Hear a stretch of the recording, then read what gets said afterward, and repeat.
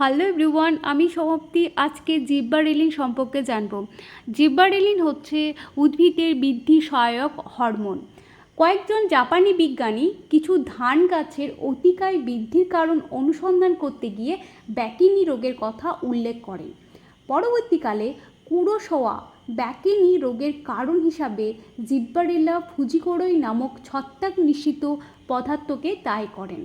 তারপর 1938 সালে ইয়াবুতা ও ইয়াশি ছত্রাক নিঃসৃত এই পদার্থটিকে নাম দেন জিব্বারেলিনের। উৎপত্তি স্থল হল প্রধানত পরিণত বীজ, অঙ্কুরিত বীজের বীজপত্র এবং পাতার বর্ধিষ্ণু অঞ্চল। জিব্বারেলিনের রাসায়নিক গঠন হচ্ছে ডাইটারপিনয়েড ধর্মী এবং নাইট্রোজেনবিহীন, জলে দ্রবণীয়। জাইলেম ও ফ্লোয়েমের মাধ্যমে এর পরিবহন উভয় দিকেই ঘটে। জিব্বারেলিন ব্রেকিং সিড ডরমেন্সি, বীজের সুপ্ত অবস্থার ভাঙন ঘটায়।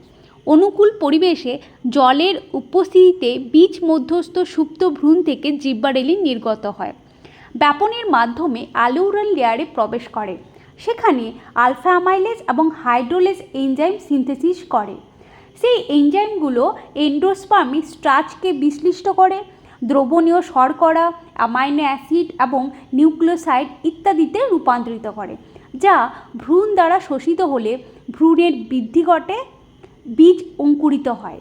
পর্ব মধ্যে দৈর্ঘ্য বৃদ্ধি অর্থাৎ ইন্টারনোড ইলংগেশনে সাহায্য করে এই জিব্বারেলিন।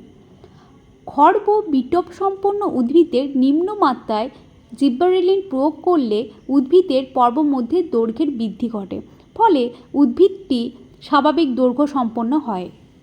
বাইরে থেকে জিব্বারেলিন 3 প্রয়োগ করলে ফলের আকার বৃদ্ধি পায়, যেমন আঙ্গুর, কলা প্রভৃতি। এছাড়াও GA3 প্রয়োগে আঙ্গুরের থোকার ফলের সংখ্যা বৃদ্ধি পায়। এছাড়াও পুষ্প পরিস্ফুটন ও লিঙ্গ পরিবর্তনে জিব্বারেলিনের ভূমিকা রয়েছে।